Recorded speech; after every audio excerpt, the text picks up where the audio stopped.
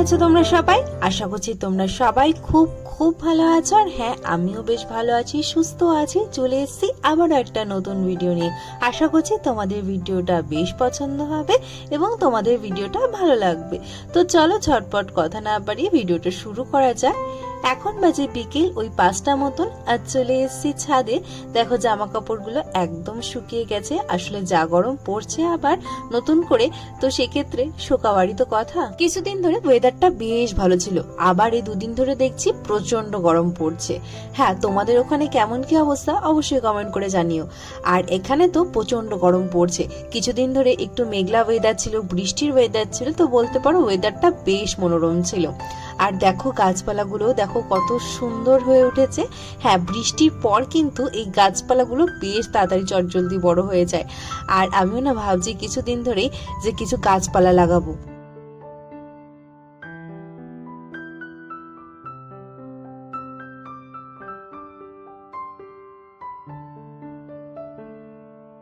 ছাদের টবগুলো তো যত্নের অভাবে একদম শুকিয়ে গেছে।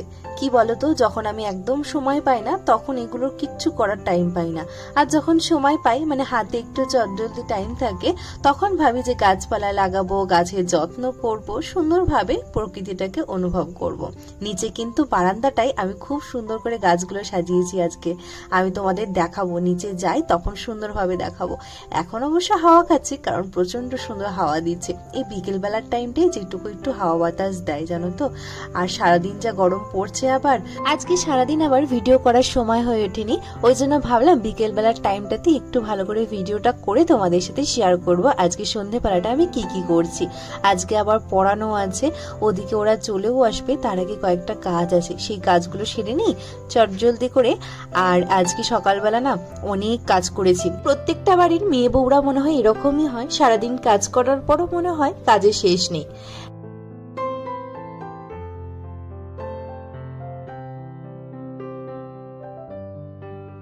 আগের দিনের ভিডিওতে তোমরা সকলে এত এত পরিমাণ শুভেচ্ছা বার্তা জানিয়েছো, সে আর কি বলবো, খুব ভালোবাসা জানিয়েছো, তো thank you so very much. আর ইউটিউবে আসার পর সত্যি বলতে এই জিনিসটা প্রচন্ড ভালো লাগে যে মানুষ এতটা পরিমাণ ভালোবেসেছে। কিছু কিছু মানুষ আমি যাই করি না কেন, যাই বলি না কেন, এত সাপোর্ট করে, মানে এই ভালোবাসাটা কোনোদিন পাওয়ার ছিল কিনা আমার জানা নেই। তো থ্যাংক ইউ তোমাদের সকলকে। হয়তো থ্যাংক ইউ শব্দটা খুবই ছোট হবে তোমাদের কাছে। তো চলো কাজ করতে করতে কয়েকটা কমেন্ট পড়ে নেওয়া যাক। সবার প্রথম যে কমেন্টটা আমার মনটা ছুঁয়ে গেছে, এই কমেন্টটা যে একজন লিখেছে, খুব তাড়াতাড়ি তোমার যাতে 1 লাখ সাবস্ক্রাইবার হয় এবং তুমি অনেক সংগ্রাম করেছো, এইভাবে এগিয়ে যাও। তো thank you so very much এত সুন্দর একটা কমেন্ট করার জন্য। আর আল্লাহ তাআলার কাছে সবসময় প্রার্থনা করব যে তিনি যেন সবসময় আমার সাহায্য করে। এই পেমেন্ট সংক্রান্ত কয়েকটা প্রশ্ন এসেছে, যেটা উত্তর দেওয়া খুবই ইম্পর্টেন্ট। তো সবার প্রথমে যে প্রশ্নটা ছিল সেটা হলো যে দিদি ভাই এই পেমেন্টটা কি করে পাওয়া যায়, মানে কিভাবে টাকাটা তৈরি হয়। টাকাটা মেনলি তৈরি হয় কিন্তু অ্যাডের ওপর। যখনই তোমার চ্যানেলটা মনিটাইজেশন অন হয়ে যাবে তখনই তার উপর ইউটিউব অ্যাড চালাবে, মানে ভিডিওগুলোতে অ্যাড দেবে, এবং প্রত্যেকটা অ্যাড থেকে কিন্তু ইনকাম হয়, কিছু ডলার করে ইনকাম ঢোকে। এবার প্রত্যেকের বিভিন্ন ভিউয়ার্স হয়, বিভিন্ন সাবস্ক্রাইবার হয়, তারা কেমন ভাবে ভিডিওটা দেখছে সেটার উপর অনেক কিছু নির্ভর করে। তো সঠিক প্রসেসটা আমি বলতে পারলাম কিনা জানি না। এক্ষেত্রে অনেকেরই হয়তো মনে হতে পারে যে দিদি ভাই যাদের মনিটাইজেশন অন হয়নি তাদেরও কিন্তু অ্যাড দেয়। একদমই তাই, তাদেরও অ্যাড দেয়, কিন্তু সেই টাকাটা কিন্তু সেই ইউটিউবার পায় না, সেটা সম্পূর্ণ ইউটিউব নিজের কাছে রাখে।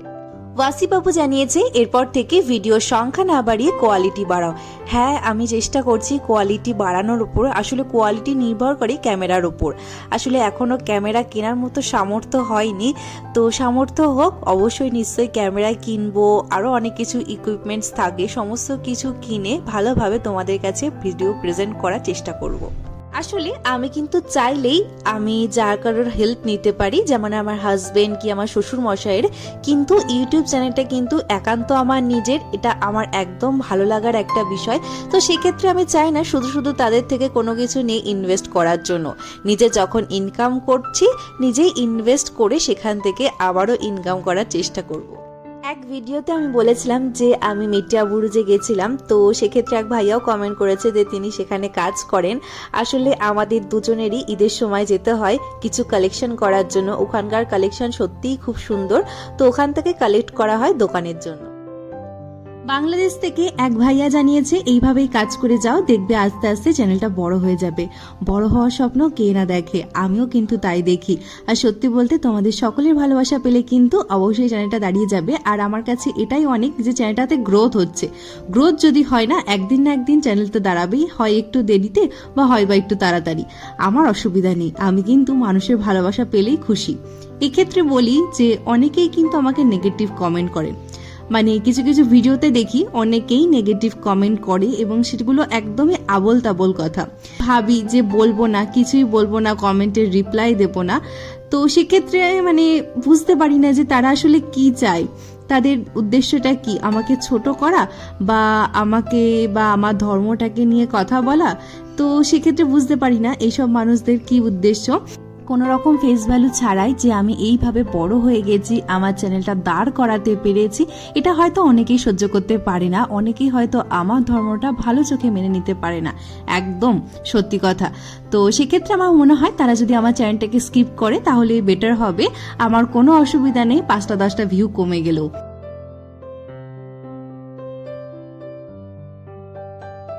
অনেক কথাই বলা হলো না, দেখলে কিভাবে আমি গাছগুলো পরিচর্যা করছিলাম আর গাছগুলো বেশ সুন্দর হয়েছে। কিন্তু এবার তোমরাই কমেন্ট করে বলো যে আমার ব্যালকনির একটু বাগান হয়েছে কিনা।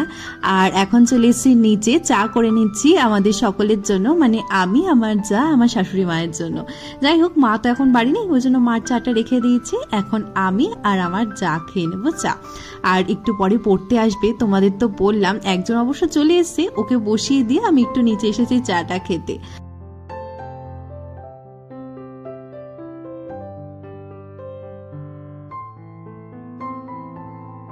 যদিও এই সন্ধ্যাবেলার চাটা আমরা সকলে মিলে খাই, যেমন আমার যা, ভাসুর, আমার শ্বশুর মশাই, শাশুড়ি মা সবাই মিলে খায়।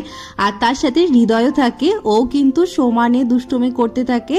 আর সবচেয়ে বেশি বড় কথা জানো তো, আমরা যেটা খাবো ওর সেটাই পছন্দ হয়। মা আর বাপি যেহেতু বাড়িতে নেই, ওই জন্য আমরা দুজনেই এখন আছি।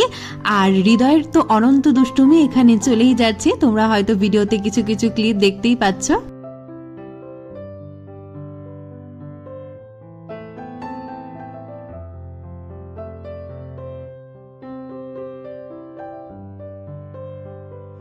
এখন প্রায় ওই 8টা সাড়ে 8টা মতন বাজে। আর এখন ওদের প্রায় পড়া শেষের দিকে, এই ছুটি দেব তারই একটু চেকিং করছি। আসলে খুবই চেষ্টা করি ওদেরকে ভালো মতন পড়াশুনো করানোর। আমার 2-3টে স্টুডেন্টই হোক, আমার খুব বেশি ব্যাচ বা অন্যান্য বেশি স্টুডেন্টের প্রয়োজন নেই। আমার মনে হয় যে দুজনই পড়ছে, এদেরকে যাতে ভালোভাবে মানুষ করতে পারি, ভালোভাবে ওদের পড়াটা দেখতে পারি, এটাই অনেক। আর ওরা কিন্তু খুব ভালোবাসে আমাকে, জানো তো। এখন তো প্রত্যেকটা বিকেলই ওদের সাথে কাটে। প্রতিদিন ওরা যদি আমার সাথে এসে একটু গল্প না করে তাহলে তো ওদের মনই ভরবে না। আর এখানে দেখো পড়া প্রায় শেষ, এরপর না একটা জায়গায় যাওয়ার ইচ্ছা আছে, তো বেরিয়ে চলো, তোমাদেরকে বলছি কোথায় যাব আজকে। এই তো ওদের ছুটি দিয়ে এখন বেরিয়ে পড়েছি ফাইনালি। যাচ্ছিলাম আমি, আমার যা আর আমার ভাসুর, আমার শ্বশুর মশাই। তো সবাই মিলেই গেছিলাম টাইলসের দোকানে। তোমরা যদি আমার অনেক পুরনো ভিউয়ার্স হয় তাহলে বুঝতে পারবে যে কেন আমরা এখানে এসেছি। আসলে আমাদের নতুন বাড়ির কাজ আবার শুরু হয়েছে। তোমাদেরকে তো বলেছিলাম ওই বাড়ির কাজ কমপ্লিট হয়নি, এখনো কাজ চলছে। আসলে ওই বাড়ির কাজটা কমপ্লিট হতে অনেকটা সময় লাগছে, জানো তো, অনেকটা বড় বাড়ি তো, আর অনেক কাজ আছে। ওই জন্য এক একটা করে কাজ ধরে ধরে কাজ করা হচ্ছে। এখন প্রায় ওই শেষের দিকে, মানে ওই টাইলসটা বসানো বাকি আর রং করা বাকি, আর ইলেকট্রিক কাজ বা এরকম ছোটখাটো কাজ তো আছেই। এই সমস্ত কাজ হলে ওই বাড়িটাও মোটামুটি কমপ্লিট হয়ে যাবে। ওই জন্যই নতুন বাড়ির জন্য টাইলস দেখতে আসা। আর এখান থেকে পছন্দ করে নিয়েছিলাম আমরা মন মতো টাইলস। দোকানটা মোটামুটি নতুনই হয়েছে, আর ওই জন্য খুব একটা বেশি কালেকশন নেই, তাও মোটামুটি ভালোই ছিল। এরই মধ্যে আমরা পছন্দ করে নিয়েছিলাম।